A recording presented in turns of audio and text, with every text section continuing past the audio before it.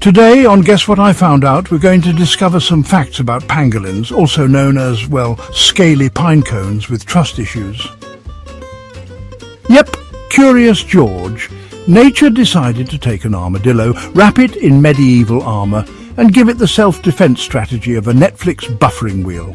Just curl up and hope for the best. If you've ever looked at an animal and thought, that thing looks like a Pokemon someone gave up on halfway through, smash that like button. Pangolins are the only mammals covered in scales, and not just any scales, keratin scales stronger than chainmail. Each is hexagonally patterned like a honeycomb designed by a paranoid architect. Even moisture makes them tougher, meaning these guys are literally stronger after a shower. Medieval knights wish they had pangolin drip.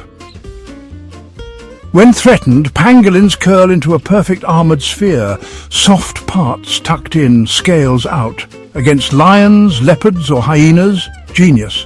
Against humans, not so much. Imagine your entire survival plan is to become a bowling ball while your biggest predator has thumbs and a truck. Not great if your fight or flight response is closer to roll into a ball and cry. Hit subscribe. You're basically a pangolin in spirit. Genetically, pangolins are closer to cats, dogs and bears than to anteaters and armadillos, even though they look like an anteater wrapped in a pinecone suit. Quite the unexpected family tree, don't you think? That's convergent evolution, Curious George nature copy-pasting ideas like a lazy college student on finals week. It's as if Mother Nature has her own version of Control-C and Control-V. Their main diet? Ants and termites. And to get them, pangolins whip out tongues that can stretch the length of their entire body. Not attached to the throat like yours, no, their tongue attaches near the pelvis. Quite the party trick, isn't it? Which means, technically, a pangolin's tongue starts at its butt. Romantic, right? Each pangolin can eat up to 70 million ants and termites a year. That's pest control without chemicals. Plus, their digging aerates soil, helps water and nutrients seep in, and even promotes seed germination. So yeah, pangolins are basically Mother Nature's pest exterminators and landscapers.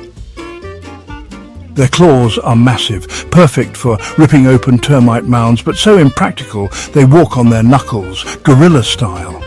Some even shuffle semi-bipedally, like a drunk guy trying not to spill his beer. And if you thought their tails were just for balance, nope. Arboreal species use them like grappling hooks, while the big ones sometimes swing them like clubs. Batman wishes. Now here's the tragic part. Pangolins are the most trafficked mammals on Earth. Over 1 million taken in the past decade. Why? People think their keratin scales, aka the same stuff as your nails, have magical medicinal powers. Newsflash, if chewing on fingernails won't cure arthritis, pangolin scales won't either. Thankfully, change is happening. China banned pangolin scales from traditional medicine, and conservation groups are building rescue centres and release programs. Scientists are even using genetics to trace poached pangolins back to specific regions, making it, well, a lot harder for traffickers to hide. If you're rooting for these scaly underdogs to make a comeback, tap that follow button. Because, honestly, we need more people cheering for armoured butt-tongue warriors. So, Curious George, the next time you see a picture of a pangolin, remember, it's not just some awkward Pokemon, it's a walking medieval tank with a tongue in its butt, saving forests while being tragically misunderstood. Do you know any other bizarre facts about pangolins? Drop them in the comments. I want to see who else has been down this weird rabbit hole.